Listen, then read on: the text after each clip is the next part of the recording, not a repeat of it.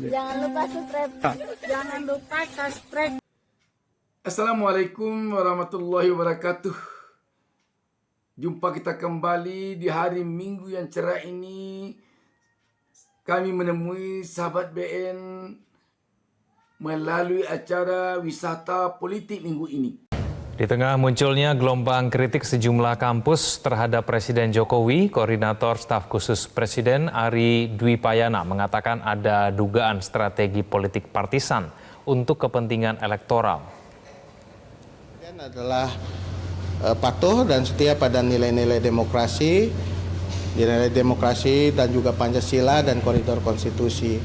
Dan kita juga bisa mencermati akhir-akhir ini daun politik adalah jelang pemilu pasti dimunculkan sebuah pertarungan opini, penggiringan opini, dan pertarungan opini dalam kontestasi politik adalah sesuatu yang juga wajar aja, apalagi kaitannya dengan strategi politik partisan ya untuk politik elektoral.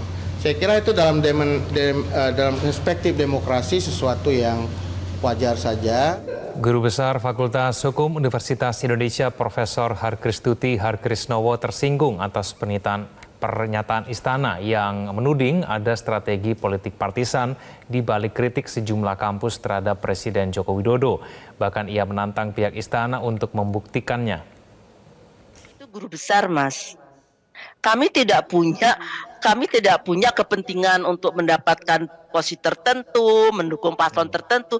We don't have that. I'm sorry. Kita itu adalah orang-orang yang sudah senior, yang sudah tua, yang sudah over the hill. Kita tidak ada kepentingan semacam itu. Kita hanya mau negara Indonesia ini bangsanya menjalani satu proses demokrasi yang adil, jujur, dan adil, itu saja. Jadi saya sangat tersinggung sekali kalau ada yang mengatakan dari Istana, ini adalah suara partisan. Tunjukkan, buktikan bahwa kami adalah partisan. Coba buktikan. Apakah Anda bisa menyebutkannya? Jadi jangan ngomong sembarangan lah. Kalau orang Istana ngomong sembarangan, kami akademisi juga bisa marah.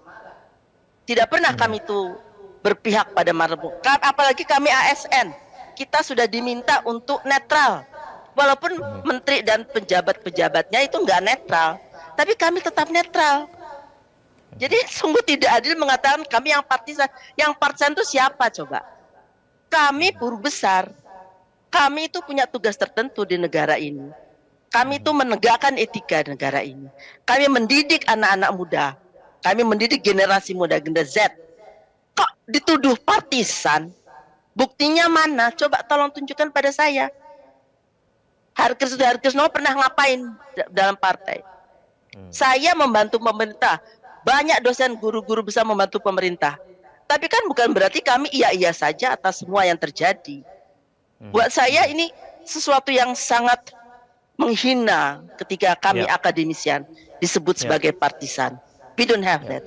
Tidak ada motif apa-apa. Kenapa kami baru muncul? Karena kami sangat prihatin.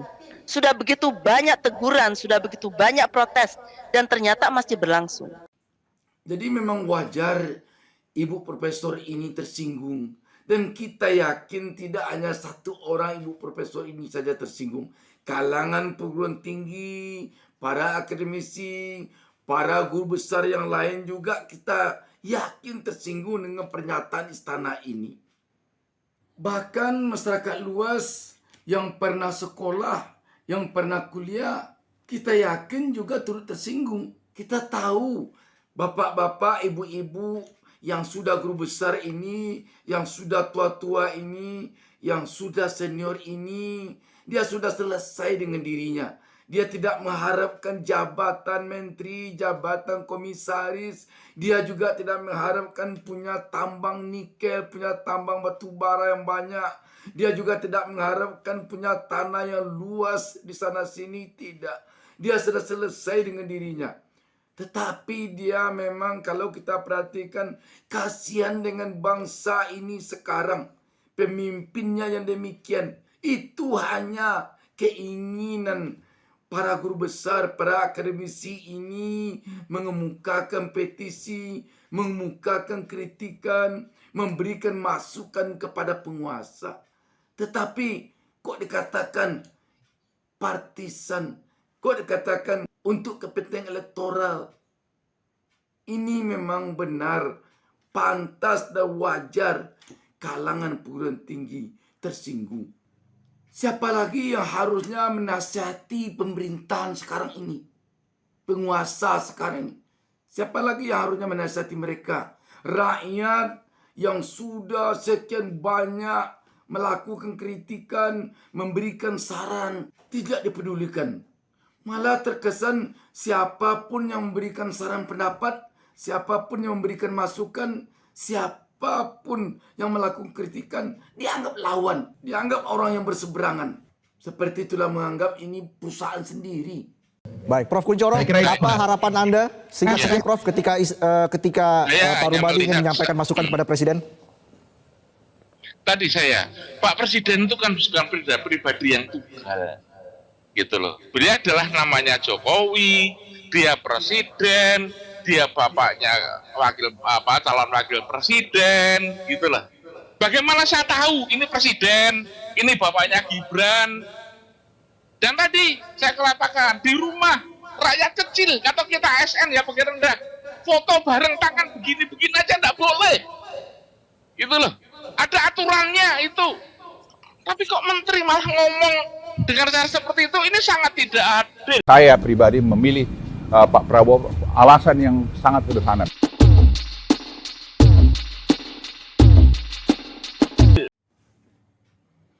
Jadi bagaimana rakyat akan mencontoh penguasa, akan mencontoh pemimpinnya.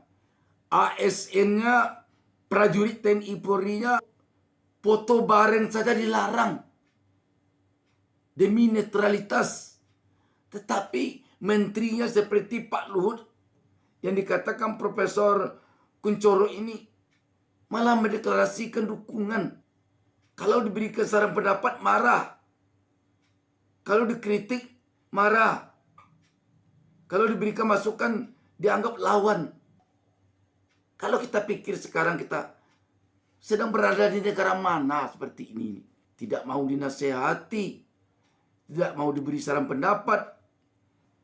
Yang benar kita sendiri. Sangat-sangat tidak adil. Dan kami sekali lagi menyampaikannya itu dan mengingatkan. Tolong dilihat ketika saya berbicara, membacakan petisi itu. Bismillah saya 2 kali, saya nangis ketika pada waktu itu. Kenapa? Saya menyatakan bahwa ini saya betul-betul untuk negara, jangan sampai terjadi riot. Itu yang saya takutkan. Karena di bawah sudah mulai gerakan-gerakan itu. Oke. Prof. Susi, tanggapan Anda, Prof. Susi, ketika masukan yang disampaikan oleh masyarakat khususnya akademisi ini akan disampaikan kepada Presiden, harapan Anda seperti apa, Prof? Baik, saya sangat berharap bahwa meskipun keputusan akhir itu berada di tangan Presiden, karena Presiden itu adalah penyelenggara pemerintahan yang tertinggi, sekaligus juga penyelenggara negara, namun keputusan-keputusan Presiden itu akan sangat dipengaruhi oleh siapa orang yang ada di sekelilingnya. Sampai sejauh mana orang-orang yang ada di sekelilingnya mampu meyakinkan Presiden bahwa satu keputusan atau satu tindakan itu tidak dapat dibenarkan secara etik, meskipun oleh hukum itu dibenarkan. Nah, ini menjadi sangat penting bagi circle yang ada di sekitar Presiden untuk memastikan. Dan kita semua tahu bagaimana circle-circle yang ada di sekitar Presiden. Ini yang menjadi lagi-lagi kegalauan. Kalau semua keputusan itu memang pada akhirnya di Presiden, tetapi sangat dipengaruhi oleh orang-orang yang ada pada lingkaran terdalam Presiden. Kalau lingkaran terdalam Presiden dipenuhi oleh orang-orang yang hanya sekedar menjustifikasi apa yang diinginkan oleh Presiden, maka menurut saya apa yang menjadi masukan itu menjadi tidak berarti apapun. Dan ketika Pak Rumadi tadi mengatakan kami menerima, kami mendengarkan, maka untuk standarnya Pak Rumadi, untuk membedakan mana voice dan mana noise, maka salah satu standar yang dapat digunakan adalah dari siapa masukan itu. Kalau masukan itu berasal dari universitas, berasal dari guru besar, maka Pak Rumadi itu harus memaknai apa universitas itu. Universitas itu adalah satu lembaga yang tumbuh di dalam lintasan sejarah yang menyatukan pekerjaan untuk mempelajari ilmu-ilmu pengetahuan, dan dia mendidik masyarakat. Jadi standar yang harus digunakan itu adalah salah satunya adalah berasal dari siapa masukan ini. Kalau dari universitas, maka pihak penguasa itu harus memahami apa makna universitas, apa makna guru besar. Jadi jangan sampai satu statement itu keluar secara tidak berhati-hati, karena kita tahu di dalam penyelenggaraan negara itu statement yang keluar dari seorang pejabat yang mempunyai otoritas publik itu akan menimbulkan apa yang dikatakan sebagai pengharapan dari masyarakat. Jadi ketika Pak Ari Dwi Payana mengatakan bahwa masukan itu ada konteks narasi elektoral, maka wajar kalau para guru besar kemudian mengatakan ya itulah yang ada di kepala Pak Ari, ada di otak Pak Ari. Jadi pemahaman terhadap guru besar, pemahaman terhadap universitas selalu dikaitkan dengan konteks, dan ini sangat membahayakan. Selalu dikaitkan dengan konteks tanpa memahami makna seutuhnya, apa itu, siapa itu guru besar, siapa itu universitas. Itu kan kembali kepada makna. Oleh karena itu tadi acap kali dikatakan oleh Prof. Kuncoro, tadi pagi di dalam seruan Pajajaran kami mengambil kalimat bahasa Sunda, ngadet sacekna nila saplasna. Apa artinya? Konsistensi ucapan dan perbuatan, menjunjung kejujuran dan kearifan. Ini yang kami mintakan kepada para penyelenggara negara dan pemerintahan. Jangan kami diberi contoh pelanggaran-pelanggaran etika, pelanggaran-pelanggaran hukum hanya untuk tujuan-tujuan tertentu, tujuan tidak menghalalkan segala cara, gitu. Dan terakhir, saya ingin mengingatkan Pak Rumadi, apakah kita bersedia mentolerir segala ketidakpedulian dan kepuasan terhadap hal-hal yang dapat memengaruhi manusia secara keseluruhan? Dan ketika para guru besar yang tergabung di dalam universitas, kemudian juga sivitas akademika yang lain, kami melihat adanya ketidakpedulian, adanya ketidakpuasan atau membiarkan ketidakpuasan yang dapat membahayakan manusia, kemanusiaan, dan peradaban, maka pada saat itulah kami harus berbicara. Baik, kita akan nantikan bersama seperti apa langkah istana ke depan setelah diskusi ini dan setelah menerima masukan dari para akademisi, dan kita berharap Istana Negara dan juga Presiden Joko Widodo tetap menghargai demokrasi. Politisi senior Yusuf Kala atau JK bagi bansos sudah bukan ranah dari presiden. Dia membandingkan di masa kepemimpinannya pembagian bansos dibagikan lewat kantor pos saja.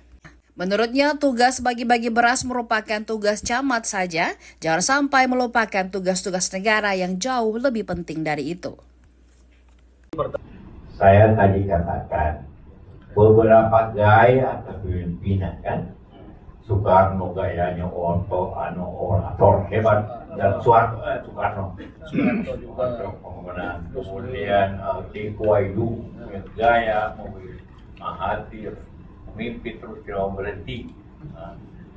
Kemudian juga Trump, ada juga gaya Netanyahu.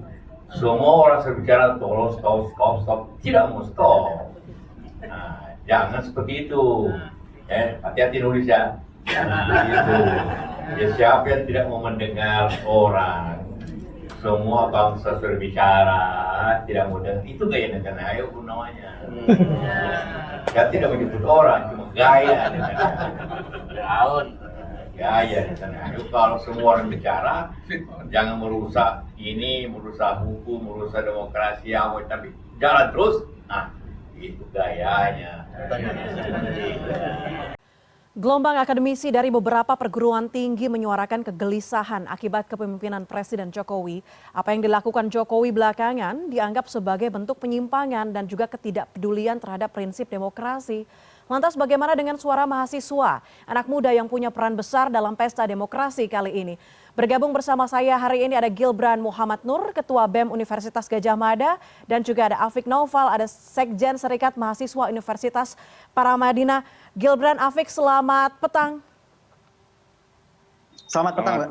Baik, saya harus tanya kepada teman-teman mahasiswa, keduanya, bagaimana kalian pandangan kalian melihat akhirnya para sivitas akademika turun tangan untuk menyampaikan keresahan yang terjadi belakangan ini. Saya ke Afik terlebih dahulu. Ya, pertama-tama Mbak Puspa, saya sebenarnya sangat berbahagia ya, terutama kan kita sama-sama tahu ya, universitas itu sejak awal didirikan dengan satu prinsip dan fitrah sebagai lembaga kebebasan akademik, di mana sebenarnya sejak awal universitas mesti bersikap seperti itu. Misalnya kita melihat dan menilik sejarah lahirnya universitas abad modern begitu di Deklarasi Universitas Bologna. Sejak awal memang dia menyerang satu otoritas yang menurut publik atau kebenaran itu terganggu. Nah, hari ini ketika sivitas akademika di berbagai universitas mulai menyuarakan, ini menjadi momentum besar bahwa kampus tidak hanya tempat melahirkan produk, tapi juga dia mengintervensi kejanggalan-kejanggalan yang ada di publik. Nah, itu yang pertama. Jadi ini momentum yang besar bagi bangsa kita untuk merefleksikan bahwa universitas itu bukan cuma tempat komoditi lahirnya budak-budak korporat, tapi dia lembaga yang membicarakan kebenaran-kebenaran. Nah, yang kedua, ini tentunya membantu kita mahasiswa, Mbak. Jadi kemarin kita kena doxing, kita diserangnya sendiri. Hari-hari ini kawan saya ini Gilbran akhirnya cukup bahagia setelah didoxing berbagai buzzer. Akhirnya hari ini dia berbahagia karena dia bukan hanya mahasiswa yang konon katanya belum lulus-lulus, tapi guru besar berbicara hal itu gitu. Nah, dan yang ketiga akhirnya fakultas-fakultas hukum, fakultas-fakultas yang lain bersuara bahwa apa gunanya kita kuliah kalau nyatanya kita berkhianat kepada negara dan republik ini, Mbak. Oke. Gilbran, sudah tepatkah apa yang dilakukan oleh para beliau-beliau ini, para sivitas akademika? Tentu sudah tepat ya Mbak. Sudah semestinya kampus menjadi oposisi permanen bagi pemerintahan. Jadi saya rasa apa yang diperbuat oleh berbagai macam sivitas akademika itu mampu untuk semakin diamplifikasi. Seperti yang kita ketahui, gerakan ini bermula dari UGM ya Mbak ya. 3 hari yang lalu dari teman-teman di UGM, sivitas akademika, dosen, mahasiswa, dan guru besar menginisiasi gerakan ini.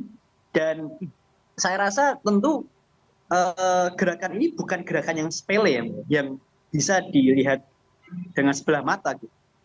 Tentu dari sivitas akademika ini punya argumen yang kuat, punya landasan berpikir yang kuat, dan punya fondasi argumentasi yang kokoh gitu. Jadi justru yang perlu kita persiapkan adalah bagaimana gelombang besar ini yang lahir dari rahim intelektualitas itu semakin membumi kepada tataran grassroots, tataran akar rumput yang ada di Indonesia. Karena ya saya pikir gerakan ini memang gerakan yang sangat bagus. Namun sekali lagi kampus tidak boleh sendirian. Kampus tidak boleh menjadi anak sematawayang yang menggelorakan perlawanan, tetapi juga harus mampu menggandeng entitas masyarakat yang ada di tataran bawah. Dan saya rasa gerakan yang sama pun harus lahir di kampus-kampus yang lain gitu. Dan meskipun terdapat berbagai macam intimidasi gitu kan, seperti saya kemarin sempat diretas akun WhatsApp-nya bersama dengan teman-teman yang lain, pun kemarin juga dapat kabar juga bahwa guru besar di Universitas Indonesia juga sempat diintimidasi. Saya rasa perlawanan tidak bisa padam hanya karena intimidasi. Dan saya rasa ini momentum, seperti yang disampaikan Mas Afik tadi, ini momentum dan wujud keprihatinan para begawan politik Indonesia yang hadir dari kampus-kampus. Kurang lebih begitu Mbak. Oke, kalau tadi sudah disentil juga oleh Afik ya, ada doxing kepada Gilbran. Gilbran, saya juga harus tanya lagi. Setelah belakangan kita tahu ada dugaan tekanan, quote unquote, ada intimidasi yang terjadi kepada teman-teman di Badan Eksekutif Mahasiswa. Ada kekhawatiran nggak sih untuk semakin kencang kepada pemerintahan atau seperti apa? Ini ibarat seperti kita naik kuda ya Mbak. Kalau semakin kita dipecut, tentu kuda itu akan lari semakin kencang. Pun dengan kita, pun dengan saya, Afik, dan kawan-kawan yang lain. Semakin dipecut, semakin diintimidasi, semakin kencanglah kita untuk bersuara. Karena ya sudah menjadi fitrahnya mahasiswa dengan entitas intelektualitas yang ada di dalam kampus menjadi oposisi permanen yang menyuarakan kebenaran. Jadi kalau kita lihat di sini memang benar adanya semacam tekanan dan intimidasi terhadap orang-orang pihak-pihak yang berlawanan dengan penguasa. Kita masih ingat Melki, Ketua BEM UI yang sampai katanya dulu orang tuanya di kampung malah juga didatangi petugas.